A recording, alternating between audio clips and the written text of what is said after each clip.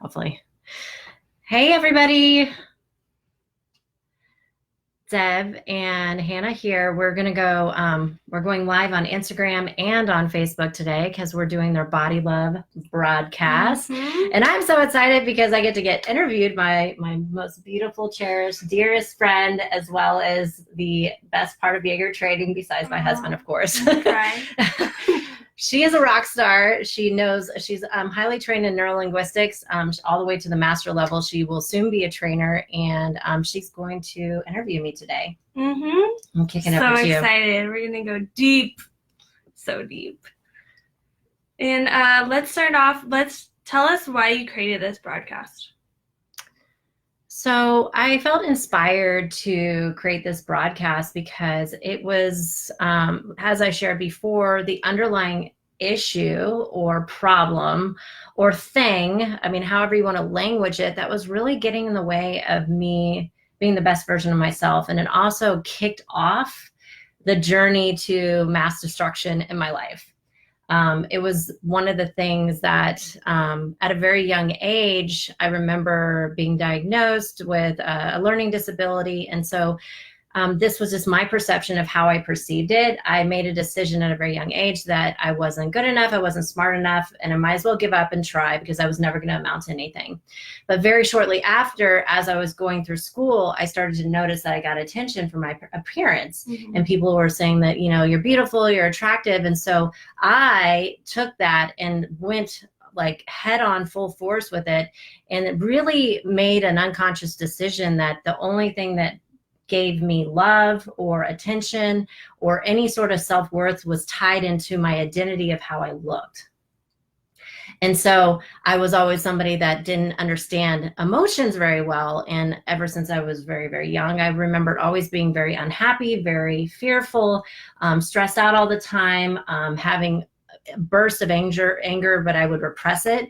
And so my way was food, which for somebody that wants to be very skinny looking like a supermodel, like that's who I modeled after, I would overeat because I would get into these destructive patterns and not understanding what emotional things were going on in my life. And so I would stuff myself with food, and then I would purge by overworking out, or then I got into Adderall and drugs at a very young age. And so it was always like this checks and balances that then created even more and more destruction in my life the more that I got into that pattern. And why do you want to share your story? I think it's important because pretty much every woman I've talked to in the field of coaching and training, it's an underlying thing that nobody's talking about. And I hear people make comments about their self, the way that they look under their breath, you know, just being in a locker room most of my life in my past, just hearing women just tearing themselves apart, you know, people that I love, my friends, struggle with this at a deep, deep level. We're not living our life because we're so obsessed with the way we look. Not, you know, for me, like I didn't even go on social media until recently because I had this unconscious embarrassment about the way that I look now. I was embarrassed to show up and take pictures. I mean, I can't tell you how many times I haven't lived my life fully in the past because I was afraid of what people thought of me, how I looked from the external experience. And so I think that we're losing so much of our life when you have this thing where you have to look a certain way and you're judging yourself 24 hours a day. It becomes a full-time job.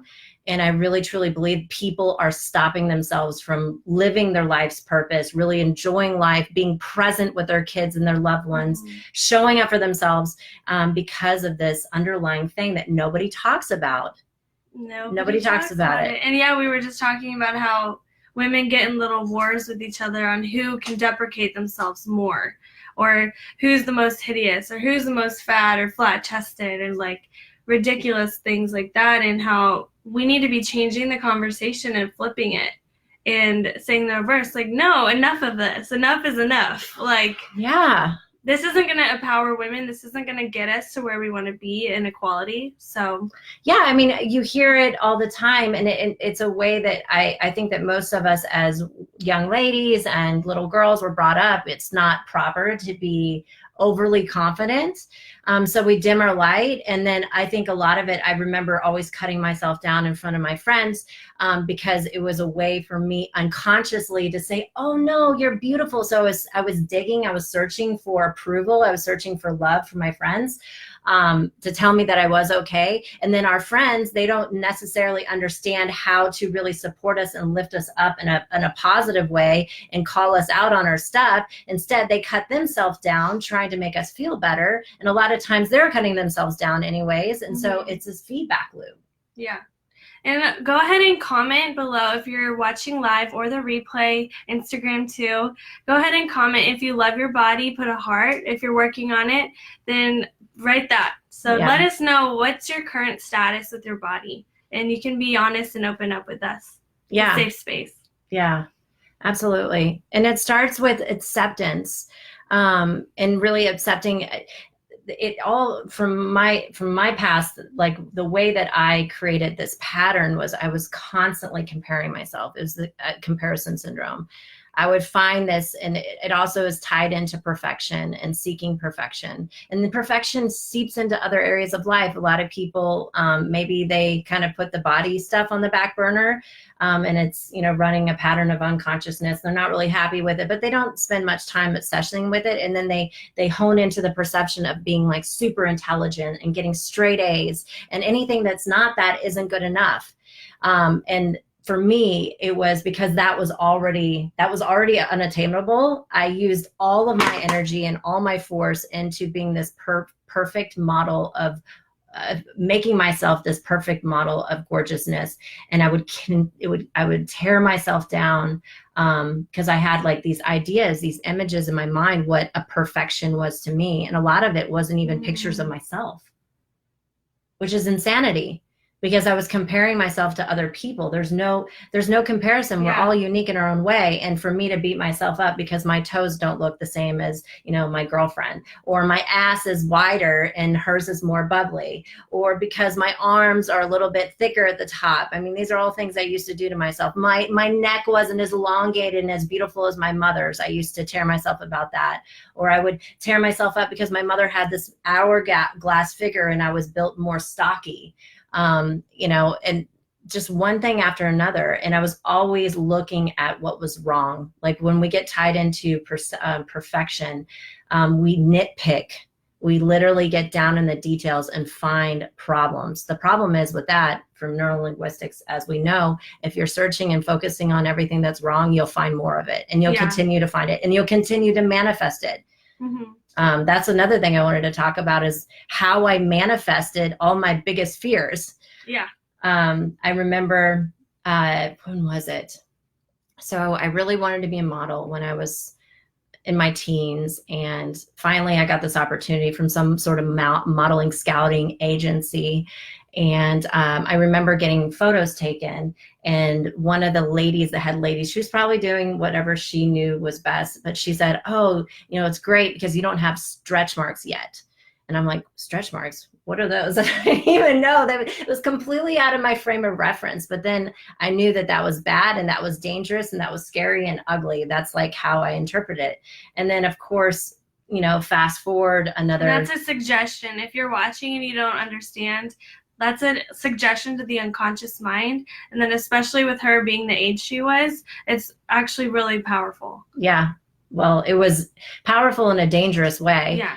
Because then eventually, because of the way that I was binging and purging when I first moved out to California, I remember just feeling very lost and not what I didn't know what I was doing. I felt alone. I felt isolated. And so, of course, my way of stuffing my emotions was with food. And I gained, I don't remember, I think it was probably about 35 to 40 pounds in about a month. I remember locking myself into my room, you know, stuffing my face. I probably ate jar after jar of peanut butter. I went through a ton of money that I'd saved from stripping from Missouri. I pretty much went through all my savings because I was so depressed, and I gained all this weight. And then the weight, of course, made me more depressed. And then I got more depressed because of the weight. And so it was this feedback loop. And I got a ton of stretch marks from that. And I would might shame myself from the stretch marks, and I felt so disgusting.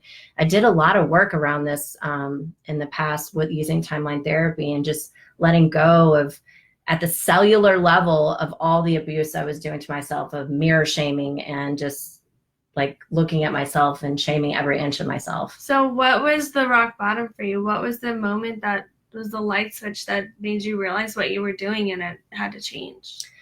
I mean, up until just recently. It's something that I struggled with ever since I was, let's see, when did I start noticing?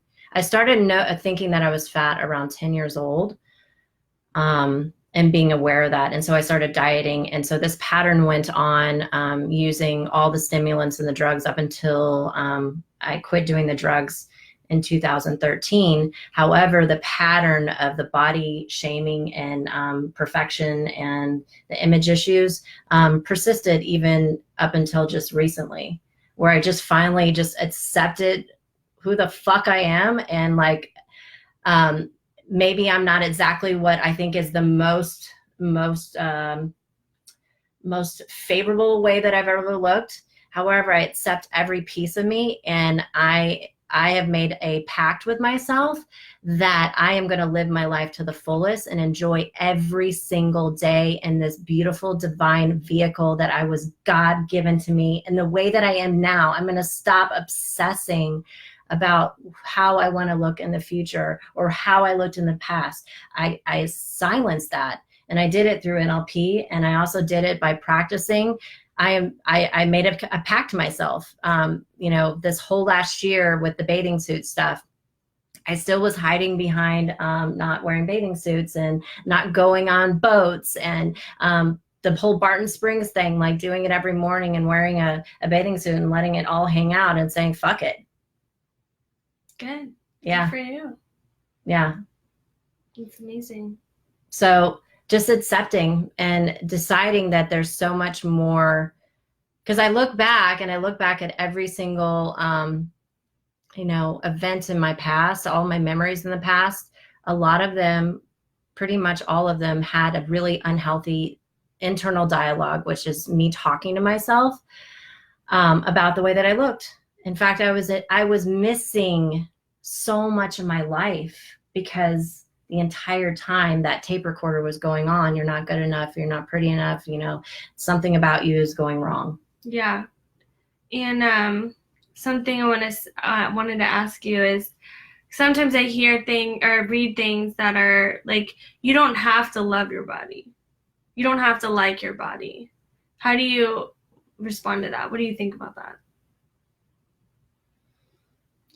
To me, it's all about accepting what you have, and loving what you have and appreciating and having gratitude for what you have. Because even if you don't like everything about it, I believe you can get to the point where you do, no matter what you look like. Yeah. And it's finding, that's one of the things that I did. And I want to talk about some different strategies too here. Mm-hmm. Like having a gratitude list. If you find yourself having that internal dialogue that's unhealthy and picking yourself apart, then make a pact with yourself that every single morning, every single afternoon, and every single time you go to bed, you're going to write down 10 things that you're grateful about your body specifically. And they have to be 10 new things. And then in the beginning, it doesn't necessarily have to be something like, oh, I love my boobs or I love my ass. It could be, I am grateful that I have arms that work great. Mm-hmm. I'm grateful that I have legs that get me, on a walk with my fur babies. I am grateful that I have breasts that are small and perky. I mean, whatever it is, like, find something about yourself and rejoice and give it so much love. Our bodies, our intelligence of our unconscious mind, which is the intelligence of our body, it is weeping. Yeah. I know that when I first started really diving in after my NLP journey and getting off the drugs and, reprogramming myself and learning that I was smart and all the things that I overcame, when I was finally ready to start working on this, body image, deprecation kind of stuff. I remember doing a lot of work and with the timeline therapy and some of the other stuff that we train in the training, and spending hours just crying and weeping because it was literally all the energy that was leaving my body. And I was building a relationship with myself for the very first time. Mm-hmm. And I remember screaming at the top of my lungs so many times, like, I'm so sorry. It's like, I'm so sorry. My conscious mind here up here is sorry for all the things that I've said to my body. And my body was saying, it's okay, I love you, just let's get this together. let's get on the same page. Yeah. And one thing, I'm getting so much right now, but I'm all over the place. I apologize. Yeah, no. I think one thing that, so first thing, it's a process. So reprogramming, like, be kind and loving to yourself, and just know, like, I was just saying to Deb before this that earlier this year I was at LA Fitness and was doing my warm up, and I had planned to go to the hot tub at the end of my workout, but I saw all these men, and there was just like a men parade like in the pool area, and my old programming was like, hell no, I'm not gonna, I'll save it for another day. But then I had to remember, no, that's not who I am. That's not, I have not come this far to just succumb to my insecurities. And I decided I'm going to rock my swimsuit. I'm not going to look at anyone. I'm not going to care if they're looking at me. And I'm just going to do what I want to do, which is swim and get in the hot tub. So, and I also told Deb that before her program, I could not change clothes in public in locker rooms with other women. And this year I was able to undress and just, be like a normal person, take a shower without like, is anyone looking? Like, thanks to her program in the NLP 7-day practitioner training, like, I've come so far with loving my body. And there's always, more to learn and more to love. But I think having you and Brandon and us all calling each other out when we're being deprecating, it's really important to have that community and those people that can call you out on your shit. Yeah, I agree. We got to support each other as women and men. Speaking of which, Nicole. Yeah. Oh, I love you, honey. You're beautiful inside and out. You are too. You are too. We love you. Yeah, I mean, the locker rooms, it's a trigger for a lot of us. I didn't ever really have a big thing with because of my old career stripping. I was naked all the time, I just dealt with it. And so being around people naked I actually felt like, even when I didn't like the way that I looked, being naked was more flattering than having clothes on, which is very strange. Yeah. Interesting. That's usually the reverse of people. Yeah. I don't know. It's interesting. So it's very interesting. I know you wanted to ask about the pain from binging. And that I want to, hopefully this broadcast will get out to many, many, many women. And if you are currently struggling with binging and purging, however you do it, I'm just curious, because I wasn't one of the people that did the throw up. Thank goodness I was not one of those people that could throw up very easily. And so my way of purging would be over exercising and then taking a stimulants again. But I noticed then when I used to binge, the pattern is that, I would be like hyper manic for a while, and I would lose all this weight, and then something would trigger me, which was usually emotional, either internal or external in my environment. Or I think I just had a lot of adrenal fatigue, looking back now and looking at, understanding how hormones work and all the things, because I would run myself ragged. I would end up binging for maybe 1 or 2 or 3 or 4 or even a week or even 2 weeks, to where I would just stuff my face. I couldn't get enough, and I would just eat. And then I would notice that after a while, I know that the beginning was water bloatation. Like I would just swell up like a balloon, because probably my unconscious mind's like, why are you doing all this? Like it's trying to protect me, putting up some boundaries.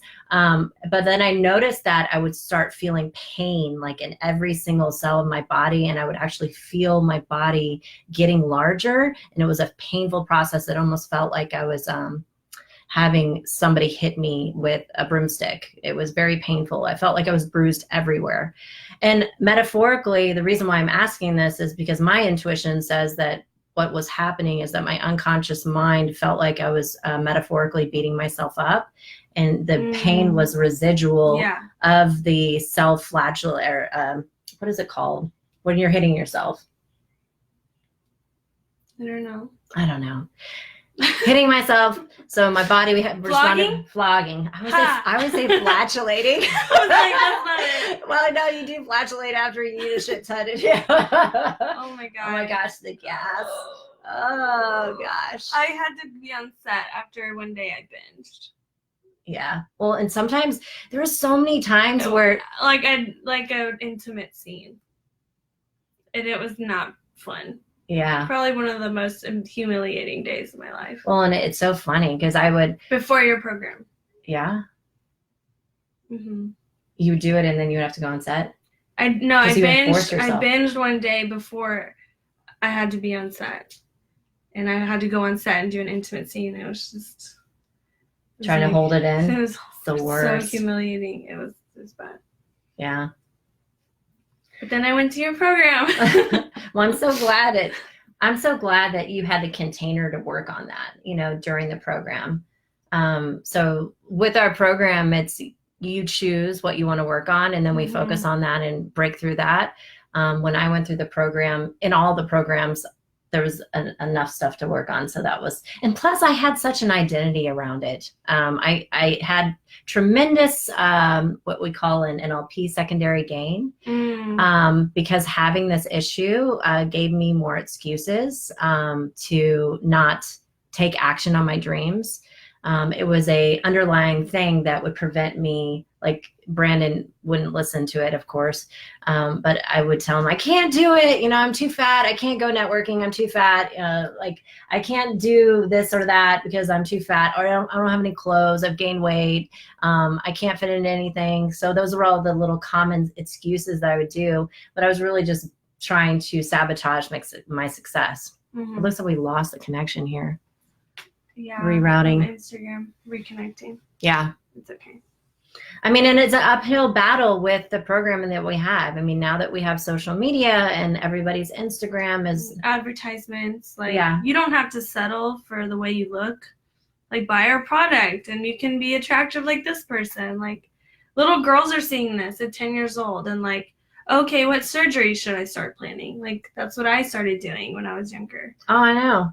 When I was, I think it was 21, I started getting my first, where was it? It was a wrinkle, a tiny little line. And I started researching Botox and all the things. I started getting gray hair too, probably from the stress that I was putting myself through. And I started planning on getting lip injections and all the things. Talk about how many times you look in the mirror. Oh my gosh. Well, because I didn't have anything else going on. This is another thing. If you're really doing this full on body dysmorphia or binging. Yeah. And it just also just obsession. I call it, for me, it was like narcissistic vanity. And I say that with all love and respect, but when you're thinking about yourself 24 hours a day, you are acting as if you are narcissistic. And so pretty much all my day that wasn't going out and making money through dancing and the other things, I would spend gazing in the mirror, either telling myself how beautiful I looked and with filling my container of the ego of vanity. And there's nothing wrong with saying, damn, I'm fucking beautiful. If you need to feel that way, to feel that you have worthiness, there's something there to investigate. That's what I'm saying. It's okay to acknowledge your beauty. I know that I'm beautiful, and I enjoy sharing that I know that I'm beautiful. At the same time, I don't need to be beautiful to know that I bring value to others and that I am worthy and that I'm worthwhile. Before, everything that I did was to find self-worth in the external experience. And so 24 hours a day, pretty much when I wasn't sleeping or wasn't doing something, I would be in the mirror. And I had these triggers in my mind. I don't know if anybody else does this that is obsessed with the mirror, but I would be doing a task. And then all of a sudden I would notice that I had a picture that would show up in my mind, either of me looking fat or of looking skinny. And then it would trigger me, because it's a VK synesthesia and NLP. We have pictures in our mind that make us feel a certain way. We get motivated by pictures. They also kick off behaviors. And so it would kick off the behavior to go and check the mirror. And then what I would do when I got in front of the mirror, and I would either look in the mirror and nitpick myself apart and find the one thing that was wrong, and then go down this rabbit hole of body shaming or facial shaming or age shaming. You name it, I always found something that was wrong. Or I would sit there and waste hours telling myself how beautiful I was. I don't know what made the difference. I guess however I felt, usually the weight had something to do with it. Yeah. Usually the weight had something to do with it. So what I started doing to break this pattern, I started doing this right off the bat with NLP, and I got great success, is that, when you find out these pictures, another thing that I also used to do is have these pictures in my mind, and I'm wondering if other people do this too. I would have these pictures in my mind. It would kick off the behavior of looking in the mirror, or I would look at my body. So I would get this mental image of maybe my arms, and like that was a trigger for me because I always thought my arms were fat and flabby. And so I would get this picture of my arms, and then I would like look at my arms, and I would either say, oh, they're okay, they're looking okay today, or I would sit there like, oh, they're fat, and so then I would body shame myself. If I didn't have a mirror, then that's what I would do. And if I was in a place that I couldn't find a mirror, then I would try to find one too. I don't know if you've ever noticed this, women that share any of this stuff with me and comment in the thing, if you're in like a studio that has a mirror, or you like go to the bathroom, you excuse yourself to go to the bathroom so you could go look at yourself in the mirror and check yourself out and see if you're fat, or if you were aging, or how you looked, just checking yourself out. Start paying attention to those pictures that kick off that urge. The triggers. Yeah. So when you can figure those out, we do this process called some modalities, and you can move those pictures in locations that don't kick off the behavior anymore.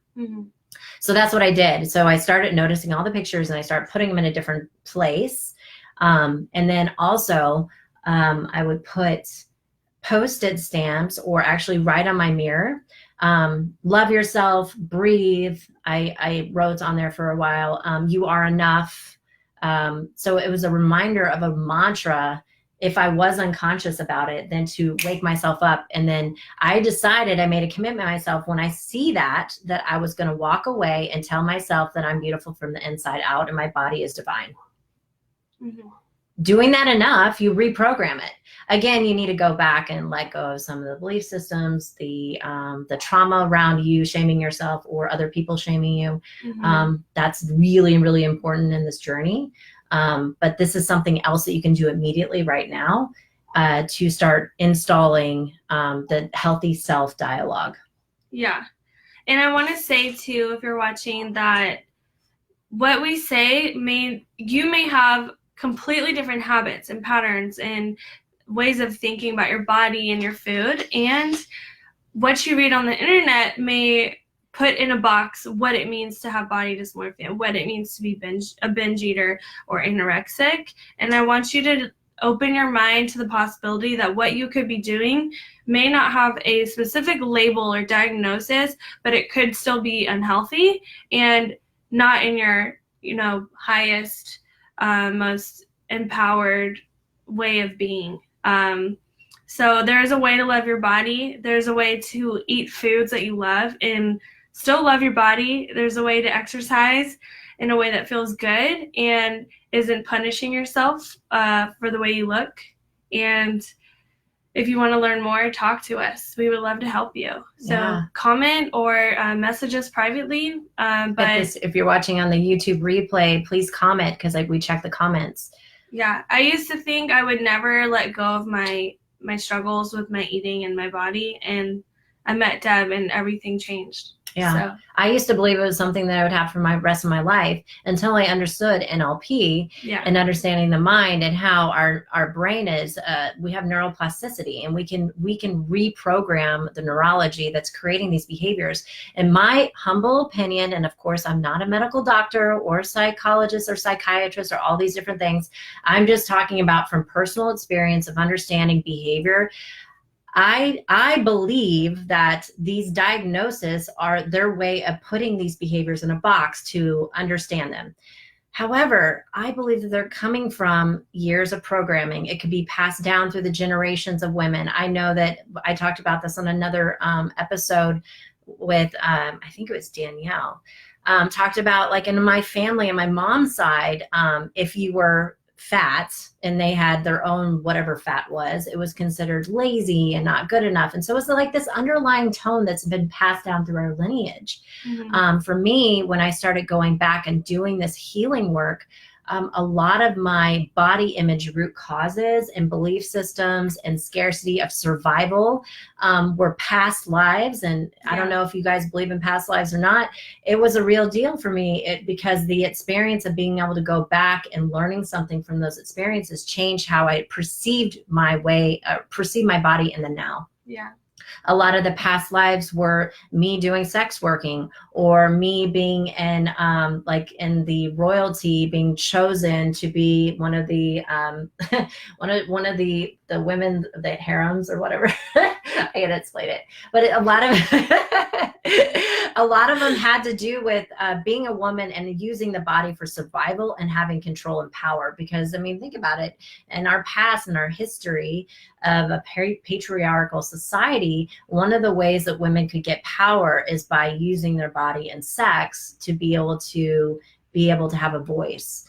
And so it was kind of like a way of survival. And so that was the underlying tone unconsciously that I created this pattern in my life the same way.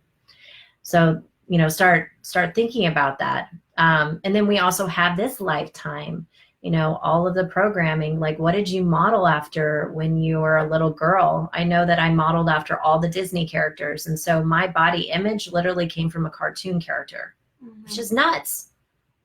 Doesn't even, you can't look that way. I mean, what blows me away is they still make cartoons and like little action figures and dolls with completely unrealistic proportions. Yeah. And it's just like, have we not learned with the rates of anorexia and body dysmorphia increasing every year? Like, yeah. And going younger and younger and younger. And here's the thing, we're not going to stop it. And I still love The Little Mermaid, and I still love Jasmine. I modeled after Jasmine too. And we have the responsibility as women and mothers to talk to our children about, you know, what that is. It's a cartoon, it's a fantasy. That's not really what human beings look like. And reassuring our little girl that she's made beautiful. By men. Exactly. Exactly. You know, from the inside out, she's beautiful from the inside out, and her self-worth has nothing to do with the way she looks. Yeah. I will say that again. Your self-worth has nothing to do with the way that you look. It is who you are. You are God, divine energy, come down from the universe in this physical form of this divine vehicle that is our body to carry out our mission and purpose. You can't even put a totality or a label to the essence of your being. Every human being on this planet, whether they're doing something or not doing something at all, is worthy. Is worthy of everything. Yeah. And so we got to teach our kids this. And each other. Yeah. We have to call each other out. Like, hey, be nice to your unconscious mind. Yeah, you do for me. You are beautiful. Yeah. You're gorgeous. And stop judging people. Stop judging yourself. Yeah. Like a lot of the patterns that were manifested in my mind was all about people judging me for the way I looked. I was afraid, like when I they think I have big thighs. Yeah. Oh no. I would sabotage myself and not go to the gym because I thought that the people at the gym actually thought that I had gotten fatter because of one of the binges that I did. And so I wouldn't go to the gym, and I would self-loathe for days at a time. Yeah. And then finally get up the courage to go to the gym. And it's crazy. People don't even notice this shit. They have their own worries. They don't care what you look like. They're more concerned about the way you look like. Yeah.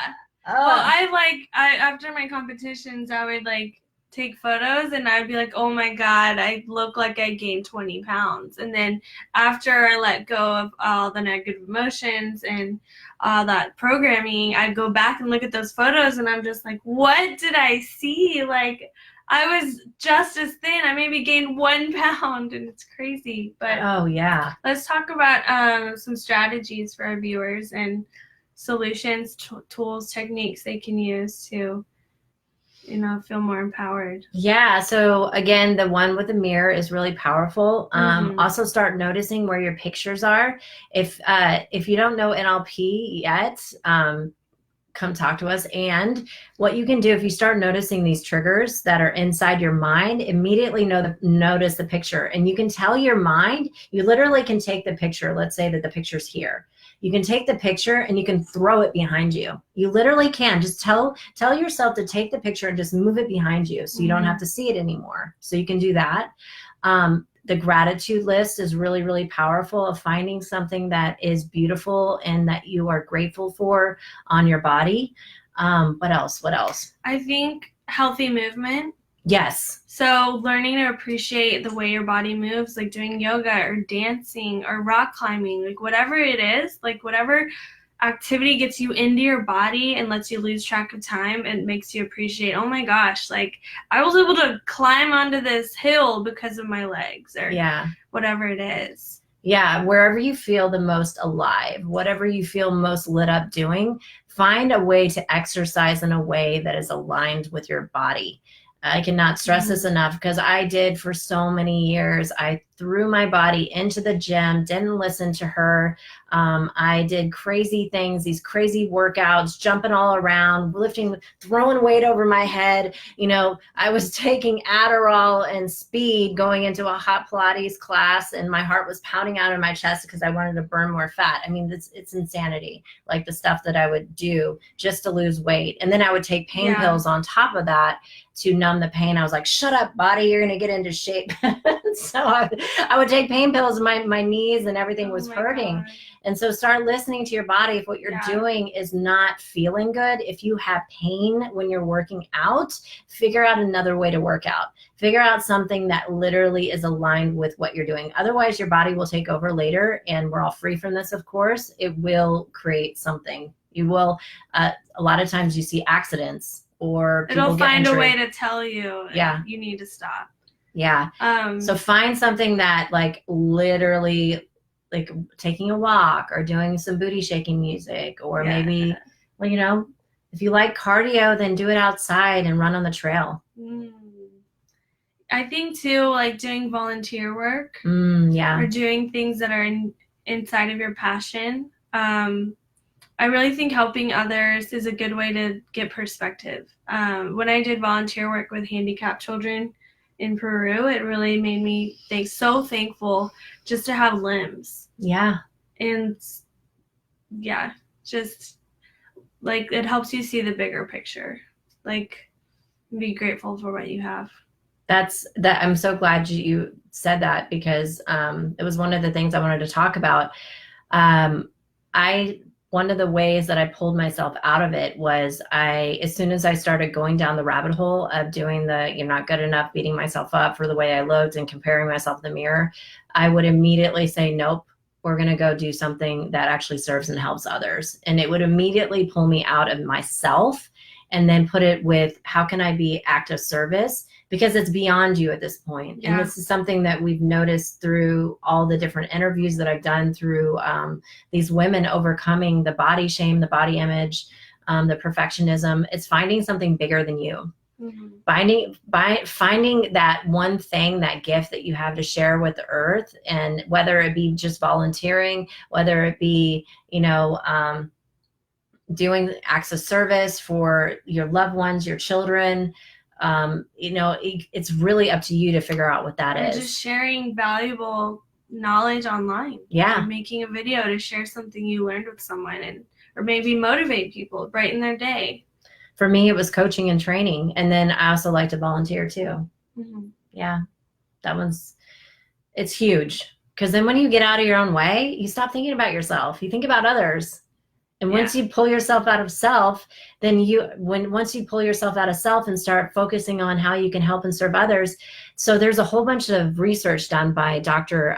Lynn Taggart And it's talking about the powerful meditation. They did like group meditation, how they were able to lower the crime rate, how they were able to heal people. They focused on control groups. They were actually able to change the pH in the water. They were able to do all this fascinating, it's almost like magical things. And she's proving it through neuroscience and the quanta.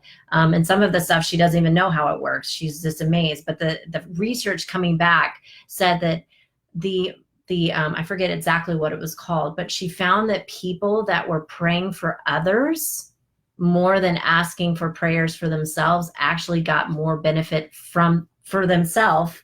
I mean, the other person, of course, got the prayers and they actually had transformation and they healed, but the person doing the prayer for others actually transformed just as much. It's interesting because when you have compassion, when you have love for other people, you're activating the vagus nerve, it's lighting your body up like a Christmas tree, and allows your body to get in the super state of healing, and also raises your vibration to where then you will start attracting more abundance in your life. You'll start acting different around your kids or your husband or the person you work with. You'll start becoming more compassionate towards yourself and others. It's incredible. So acts of service and praying for others is another really powerful strategy. Maybe join a meditation group and then pray for, people like the rainforest, or it doesn't necessarily have to be a person. It could be, a group of people, or it could be the planet, for an example. Get involved in something that really means something to you. Yeah, comment what you're going to start doing thanks to this video. Something that's going to be more loving to your body. Yeah. Oh, I have this other random thing I want to say. Okay. One thing my sister taught me is a lot of times we just get so sucked into the pictures of what we think like perfection is. She had me go online and look at there's like apparently some kind of gallery online of like real women's breasts. So she had me, when I used to feel really insecure about myself, she had me like, she's like, Hannah, go to this site and like just look at what real women look like. And I think you don't have to just like do a search, but like you could just go out somewhere in public and people watch and look at what real people look like, and get off of social media and get away from those advertisements telling you like this is what an attractive person looks like. Just go out in real life and look at how amazingly beautiful we all are in our diversity, and appreciate how interesting it makes life that we all look so different. Yeah. And do a judgment detox, because I know that this was something that I worked on in myself. Because I would be walking down the street and I would see a woman that was overweight, or I would see a guy that like looked different, and I would internally and unconsciously in the beginning say, oh my gosh, look at that person. Like, oh, I'm so glad I don't look that way. And honestly, it was from programming from a child of overhearing a conversation that I accepted that's the way you think about other things. And it's not right or wrong. It's just how I perceived it. And notice when you're doing that stuff, because again, your unconscious mind doesn't know the difference between you judging others and you judging yourself.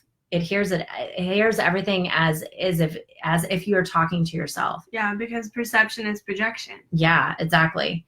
And it's an underlying thing for a lot of people that have perfectionism or people pleasing. They're always thinking that people are thinking about them and judging them, and thinking bad things about them, judging their bodies, looking at all the things that are wrong with them, when really they're doing it to themselves and they're doing it to others. So check that. And so if you do find yourself looking at people and unconsciously having those separation, it's separation from source, it's separation from love thoughts, immediately bring love back into your heart and blast it out to that person if you can.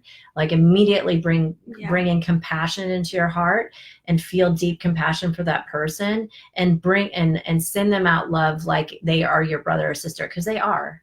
Every single person in this universe and this planet is part of you at the quantum level. Yeah. I love that. Is there anything else that you want to add? I don't know. There was a whole bunch I wanted to talk about, and then I forgot about it all. I get up here and I can't remember anything. Damn it. I feel like we covered everything we wanted to talk about. Yeah. There was something else I wanted to talk about, though. We can make a part two. Okay. What is it? Oh, just about food. So food was definitely a big thing for me. And I still have a journey with food.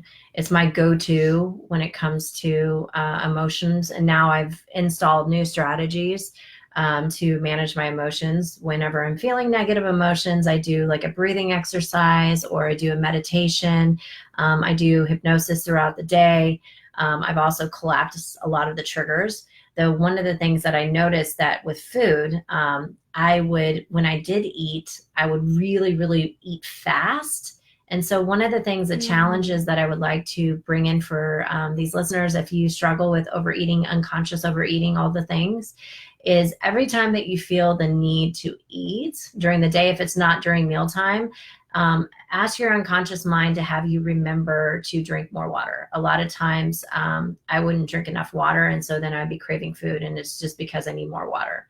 So that's a strategy. Or if you find yourself going into the kitchen and looking in the cabinet and not really, doing it unconsciously, ask your unconscious mind to remind you to maybe go do some squats, or go for a walk, or maybe sit down and do 10 deep breaths, and promise yourself after the 10 breaths, you will eat if you want to, if you truly are hungry, or maybe the 10 breaths, the 10 in through the nose, out through the mouth breaths will. Because I was talking about breasts. I know, they're all in I got the boobies. That's so great. The 10 ha breaths. The 10 ha breaths. Whatever, I'm not going to say it. You know what I mean. You know what you mean. That was like, I made a game with myself. Okay, so once I do the 10, you know what I'm talking about, then if I still was hungry and I really wanted to eat something, then I would allow myself to do it. But it gave me a pause. We call it an NLP, a pattern interrupt, for you to actually think about what you're doing. Mm-hmm. And then when you sit down to have food, make sure that you add prayer. A lot of people are like, well, duh, most people pray, but I didn't. And I forgot to do that. And so I would just automatically, just really unconscious when I was eating, and start doing a prayer before and give blessings and things. And when you pray, not only pray to whoever you pray to, if it's the quantum, if it's God, if it's the divine, whatever, also pray for your body. Pray, thank you, unconscious mind. I love you, body. I love you, beautiful vehicle that brings all the wonderful things in my life, that allows me to do all the things that I love. That if you have children, that allowed me to bear children. If, allows me to have sex and have pleasure and all the things, thank your body. Like, really take a step back and start appreciating yourself and creating a ritual around food instead of something that you just do for pleasure. When you create a ritual around it, it brings consciousness into it. Mm-hmm. It brings intention, and it slows everything down. And then when you do eat, I was talking to Christy, I think you do 20 bites. That's a little much. I do about 10. And, chew your food. Brandon needs to learn this. He just eats he wolfs it down. And I think he does one bite and then swallows one bite. Have you seen him? It's incredibly crazy. I'm calling him out right now. Anyways. Yeah. We all have room to grow. Yeah. Yeah. And last but not least, I think this was the reason why I did the show, and I totally forgot about really talking about it. Sorry, guys. Maybe we do it again. Better late than never. I wanted to talk about Adderall because I think it's a big problem. I started using Adderall and Ritalin to control my weight, but I also like to be high because it's pretty much speed. Mm-hmm. It makes you super motivated. It makes you do everything faster, get it organized quicker. Yeah, I started using it 11, 12, and I used it all the way through up until NLP. It was also that, and alcohol was a gateway drug into coke. It was a gateway drug into meth. It was a gateway drug into all the stimulants. And I used it as a way to control my body. And I think there's a lot of young women that are doing this, maybe unconsciously as a way of dieting, or maybe consciously doing it. And it's, in my opinion, and again, it's my humble opinion, it's extremely unhealthy. The good news is that we have successfully helped people by their own choice and, of course, with their medical doctor to get off the Adderall and be able to retrain their mind to where they can focus.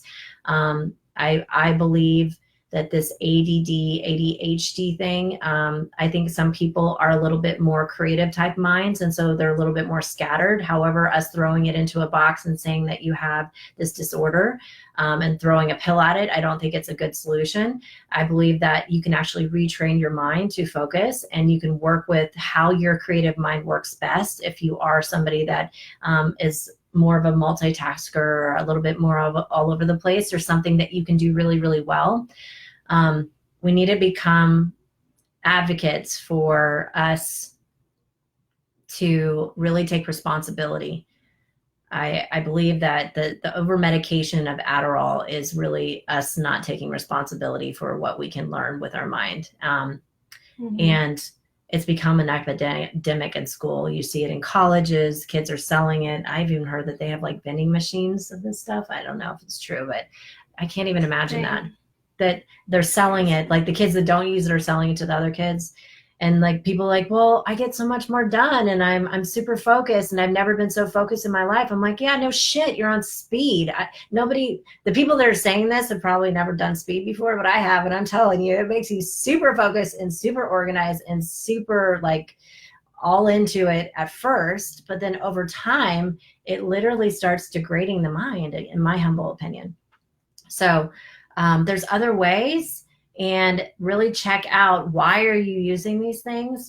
If it was a diagnosis, a lot of people get it off the streets, and that's what I did too. I also got a diagnosis to where I could get it from a pharmacy and get it on the streets. But it was just a way for me to manage and control the amount of food I ate, because I wouldn't eat, because I would take so much of it. And that's how I did a lot of the binging and purging, because I would crash and then I would eat again. And then I would take all the Adderall to lose the weight again. And so it was like this feedback loop that I did over and over again. So if anything resonates with you about this, put it in your comments, share it with a friend. If you know somebody that's abusing Adderall to stay skinny, or abusing cocaine or any of the drugs, or even the ephedrins. Diet pills. That was another thing that I used on top of Adderall, on top of Coke and meth at the same time, because I couldn't get enough to make me skinny. So if you know anybody that's struggling with that, share this with them and let them know that, it doesn't have to be that way. You can actually let go. Surgery even. Yeah, that's another conversation. I want to talk about that on another episode, is the surgery thing. Pro or against it. I'm either way. Like, I obviously have breast implants. I got my boobs done. And it was. I was talking about gastric bypass. Oh yeah. But that's another episode. That's another story. Yeah.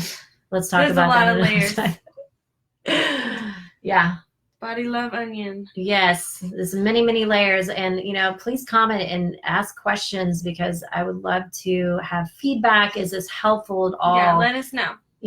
Is this bringing value to your life? Does any of this resonate with you? What do you want to know more about? Because between her and I and all these wonderful women in Austin and some of the other people that I'm going to be interviewing in other places, they have lots of wisdom to share. And I really believe that we can crack the code to this, and we, as a collective of women, can learn to love ourselves from the inside out, really appreciate the body that we have been given, and accept every single piece of us, and really begin to worship this divine vehicle and show up every single day in our lives with purpose and mission. So, is that it? Mm-hmm. Thanks for watching. Thanks for watching, everyone. Have beautiful days. Bye. Bye.